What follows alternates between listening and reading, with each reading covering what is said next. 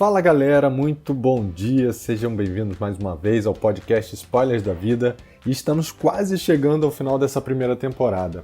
Esse é o 47º, se eu não me engano, episódio e nós vamos até o episódio 52, então a gente ainda tem mais 5 episódios aí pela frente. E nesse episódio eu vou falar sobre atitudes de pessoas de sucesso. Por que algumas pessoas, em circunstâncias às vezes muito ruins, conseguem ter mais sucesso do que outras pessoas que às vezes nascem com tudo que teoricamente precisavam para ter sucesso?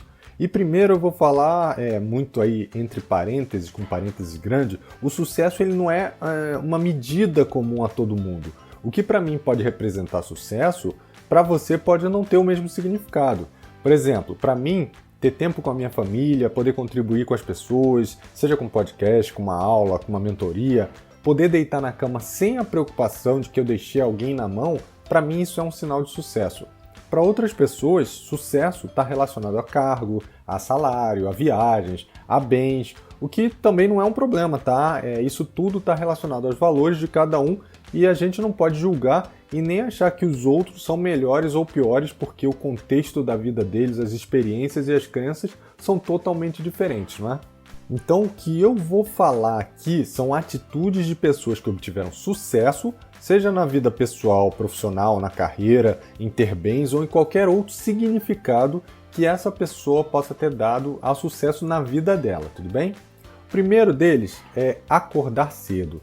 Esse é um hábito muito comum, principalmente em pessoas que têm sucesso na carreira. Elas acordam mais cedo porque elas aproveitam o horário de maior silêncio, de menor interrupção e muitas vezes para estudar ou até mesmo meditar. Existe até um livro chamado Clube das 5 que fala sobre o hábito de acordar às 5 horas da manhã. E o autor, o Robin Sharma, ele explica que esse horário é o melhor horário para atingir um estado de flow, que é um estado onde a gente consegue trabalhar com mais foco, sem interrupção da tecnologia, das distrações internas, ou seja, onde você consegue se concentrar efetivamente no que você tem para fazer. Mas isso não quer dizer que funciona, para todo mundo. Cada um de nós tem um horário melhor do dia. Eu, por exemplo, funciono muito bem pela manhã, mas vai chegando 9 horas da noite e eu meio que desligo. Já a Tati, a minha esposa, ela funciona bem no horário do dia também, mas ela funciona bem à noite, ela consegue produzir e não ser tão influenciada pelo sono. E além disso, acordar cedo não significa sacrificar suas horas de sono, porque dormir também é um hábito que também influencia muito na nossa produtividade do dia seguinte. Então a gente tem que dormir bem, que pode ser para uns 6 horas e para outros 8 horas, para que a gente possa trabalhar melhor no dia seguinte, para que a gente possa se dedicar com produtividade, sem aquele cansaço, aquela vontade de voltar para a cama no dia seguinte. Então o que eu posso sugerir é, teste o seu sono, veja se você dorme de 6 ou 7 ou 8 horas e também ajuste qual o melhor horário para você. Às vezes a gente está falando do Clube das 5, mas para você pode ser 4h30 ou 6h30. Então você tem que ajustar de acordo com a sua realidade. O importante é, no início do dia, separar um tempo dedicado para ficar focado, onde você não vai ter interrupções. O segundo hábito muito comum em pessoas de sucesso é a leitura. Não apenas pelo conhecimento adquirido, que por si só já era algo bastante positivo, Mas ler também aumenta o seu nível de criatividade, de inovação, você passa a ser mais analítico, mais propositivo, melhora o seu foco, a sua capacidade de refletir, a sua memória, o seu vocabulário, são diversos benefícios da leitura. E aqui eu vou fazer uma metáfora. Imagina que o seu conhecimento, ele seja ele para o uso no trabalho ou para o uso pessoal, enfim, o seu conhecimento em geral é como se fosse uma ilha. E a borda dessa ilha representa tudo que você consegue ver, mas ainda não conhece.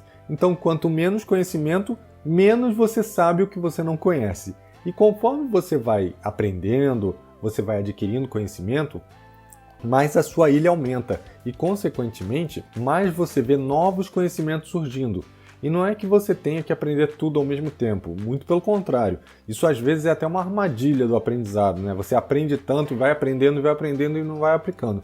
Mas você sabe que aquilo dali existe para o momento em que você achar que ele é importante. Beleza, eu conheço o ABC, mas o D nesse momento não é importante, mas eu sei que ele existe. O dia que eu precisar, eu sei que ele está ali. E muitos conhecimentos são ignorados simplesmente porque a maioria das pessoas nem sabe que ele existe. Agora, um ponto muito importante, não é apenas ler, mas ler e utilizar o conhecimento adquirido. Leitura sem aplicação não é tão efetiva quanto leitura e prática, leitura e compartilhamento. Isso sim é muito mais eficaz e com certeza vai te trazer muito mais sucesso. Além disso, uma das coisas que impacta bastante na dinâmica do nosso dia a dia é não ter um planejamento, é deixar o dia ir acontecendo e você vai se virando, ou então você realmente deixa o dia passar sem fazer o que deveria fazer, simplesmente porque não lembrou, ou até mesmo porque foi engolido por tarefas emergenciais. As pessoas de sucesso, elas sempre planejam o dia delas. Elas mantêm um diário por duas razões. Primeiro, para ter uma visão clara do que é importante para elas para fazer no dia seguinte, sem permitir que elas percam o foco. E também porque elas, ao final do dia, podem olhar aquele diário e avaliar tudo que elas fizeram, até para serem gratas pelo que elas fizeram. Mas não acho que o planejamento diário é alguma coisa burocrática, detalhada, hora a hora, que você vai ter que botar lá no Outlook, na sua agenda. Muitas vezes, as pessoas tentam adquirir esse hábito se obrigando a esmiuçar tudo que elas vão fazer no dia seguinte. E, obviamente, isso não dá certo, né? Porque, primeiro, depois de um tempo, isso vai se tornar tão trabalhoso que você vai acabar desistindo. E segundo, porque não tem como a gente prever tudo que vai acontecer no dia seguinte. Em geral, essas pessoas que obtêm sucesso, elas colocam de 3 a 5 atividades que elas sabem que são importantes para o dia seguinte e que elas vão ter que fazer essas atividades, ou seja, é algo que elas vão manter o foco, e isso serve como uma bússola, que vai dar a direção que elas têm que seguir. Não é que não entrem outras atividades, não é que elas não tenham que flexibilizar ao longo do dia, mas elas sabem exatamente o que é importante para elas, e elas não vão simplesmente deixar o dia passar sem que elas realizem essas atividades. Além disso, tenha cuidado, não tente ser multitarefa. Achar que é mais produtivo fazer diversas atividades ao mesmo tempo é uma ilusão. Diversos estudos mostram que toda vez que a gente precisa trocar entre atividades, há uma perda mínima de 20% total do tempo daquela atividade. Ou seja, se você acha que está sendo mais rápido, você está se enganando. Minimamente, você está gastando 20% a mais do seu tempo.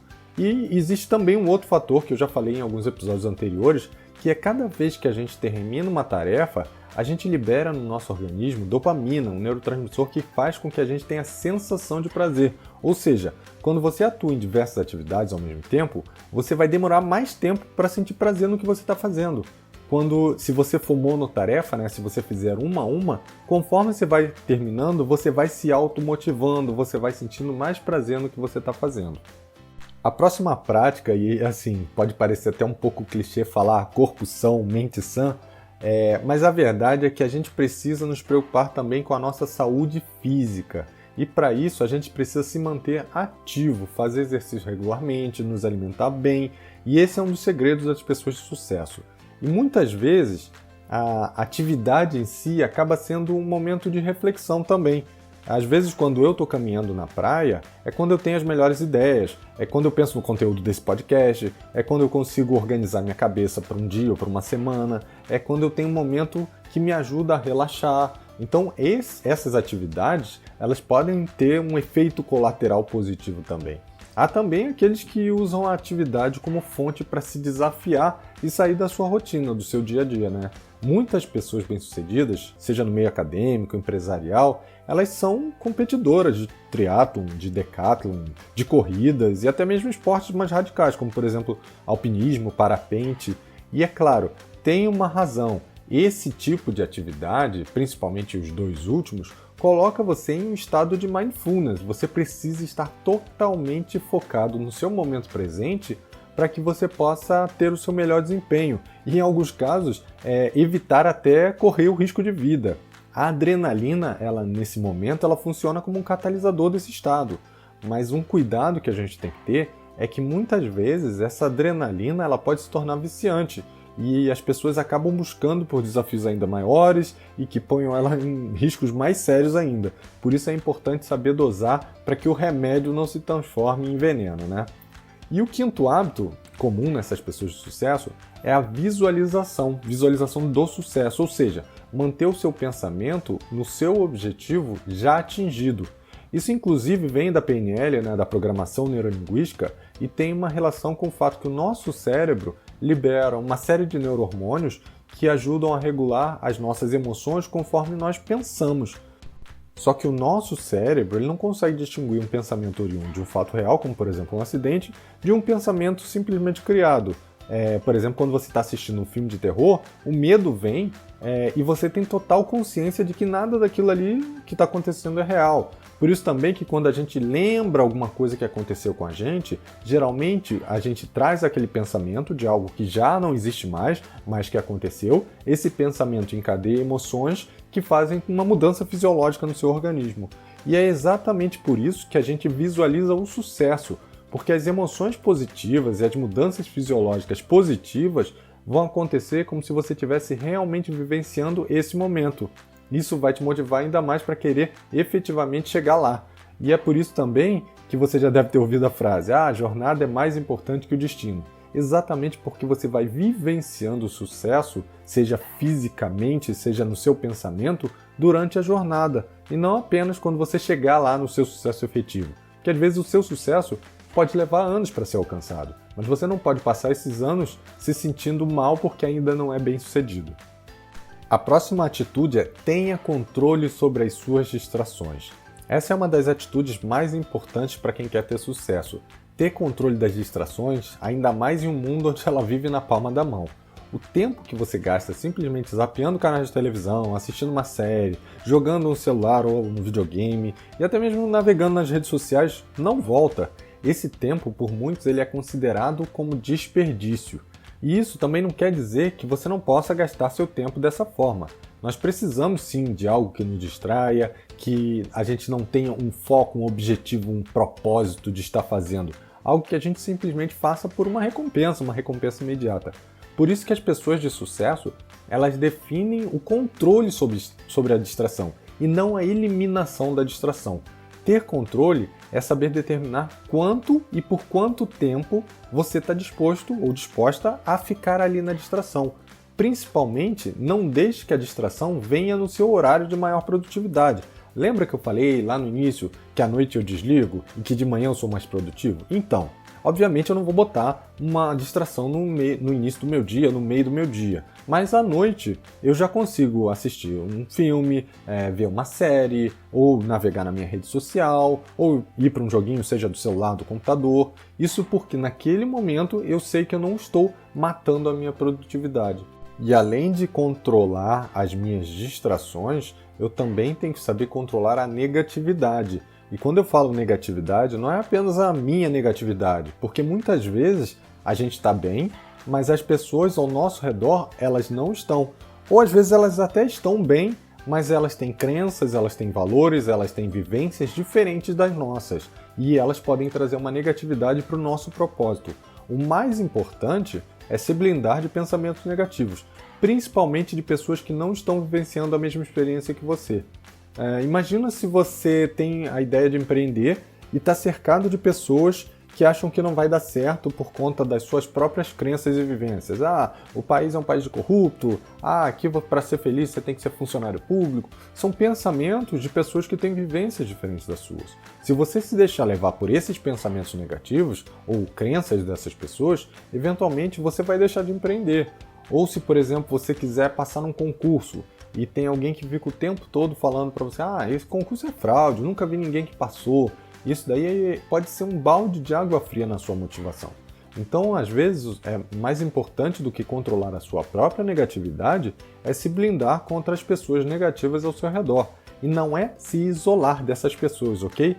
Porque muitas vezes elas fazem isso para o seu bem, mas com as crenças e com as vivências e com as experiências dela. Ou seja, o julgamento dela é diferente do seu. Não é se afastar da pessoa, é blindar o pensamento. E as duas últimas atitudes que eu vou trazer aqui têm muita relação uma com a outra. A primeira é ser grato pelo que você tem. A gente sempre corre atrás de alguma coisa, e olha como a própria frase é pesada, né? Atrás, sempre tentando alcançar, mas a gente nunca alcança, porque quando a gente chega lá, a gente vai ter um outro objetivo, uma outra meta, um outro propósito. Então, ao invés de se sentir feliz, a gente vai acabar se sentindo infeliz porque está sempre atrás de alguma coisa. E nesse propósito, nessa atitude de sentir-se grato, é se sentir feliz por tudo que você vai alcançando durante a sua jornada. Se você quer perder 10 quilos e já perdeu 2, você tem que ser grato ou grata pelos 2 que você já perdeu e não ficar triste ou insatisfeita pelos 8 que ainda faltam. Ou não, eu só vou ficar feliz quando eu perder os 10. Não, vai aproveitando isso e vai sendo grato e feliz durante a jornada. Se você quer passar em um concurso e você está há 1 ano estudando, seja grato por tudo que você já aprendeu e que vai servir para a sua vida e não apenas para passar no concurso. E o último ponto, bastante relacionado com a gratidão, é devolver, ou seja, doar, devolver parte do que você obteve durante a sua jornada. E eu não estou falando de dinheiro não, tá? Dinheiro é apenas uma ferramenta. Doe o seu tempo, doe o seu aprendizado, colabore com o resto do mundo. Uma pesquisa do livro Hábitos Saudáveis, do escritor americano Tom Corley, mostra que 73% das pessoas bem-sucedidas, elas praticam algum tipo de doação, e em sua maioria com mais de 5 horas mensais de dedicação para a sociedade. Eu mesmo agradeço a oportunidade que eu tenho de compartilhar esse conteúdo com vocês, de poder mudar de alguma forma a vida das pessoas que consomem o meu podcast, os livros da Jornada Colaborativa que eu fui um dos co-escritores, os artigos que eu faço, os meetups. Para mim, isso é um dos pilares do meu sucesso. Então é importante que cada um entenda também o que é o sucesso para que você possa ser grato e doar de acordo com o que você está absorvendo nesse caminho do teu sucesso, nessa jornada do seu sucesso. Então, pessoal, recapitulando aqui rapidamente, primeira atitude, acordar cedo, para que você entre no estado de flow. Segunda atitude, ler, para que você aprenda e aumente a sua capacidade de transbordar esse conhecimento para os outros. Terceiro, tenha um planejamento diário para você não deixar a vida te levar. Quarto, não tente ser multitarefa, porque isso vai acabar diminuindo a sua produtividade. 5. Mantenha-se ativo, cabeça e corpo. Faça exercício, pratique atividades para que o seu corpo também fique num estado de equilíbrio com a sua mente. 6. Visualize o seu sucesso, para que você sinta-se tão bem quanto no momento que você vai efetivamente atingir esse sucesso. 7. Tenha controle sobre as suas distrações. E aí eu vou juntar até 7 com 8, não apenas as distrações, mas também da negatividade. Controle o que pode fazer com que o seu tempo seja perdido e controle também para se blindar dos pontos negativos. 9. Agradeça o que você tem. Agradeça o que você já conquistou nessa jornada. E 10. Devolva. Aproveite que você absorveu, que você está tendo sucesso, que você está conseguindo conquistar os seus objetivos e devolva isso para a sociedade, devolva isso para quem está precisando dar esse passo. Então, existem diversos outros hábitos e atitudes que eu poderia trazer aqui. Meditação, mindfulness, ter um hobby, ensinar, enfim, muitos mesmo. Mas a ideia foi trazer aqui os que, na minha opinião, são os principais para que você tenha ferramentas para ir buscando o seu sucesso, ok? E eu espero que vocês tenham gostado. Se você tiver qualquer sugestão de algum outro hábito ou atitude que ajudou no teu sucesso, você pode mandar para mim, pode botar num comentário, no blog ou aonde você estiver ouvindo no podcast, que será muito bem-vindo, tá bem? Então, curta, compartilhe com o pessoal que estiver precisando e semana que vem a gente se vê em mais um episódio. Até segunda, até mais. Tchau, tchau.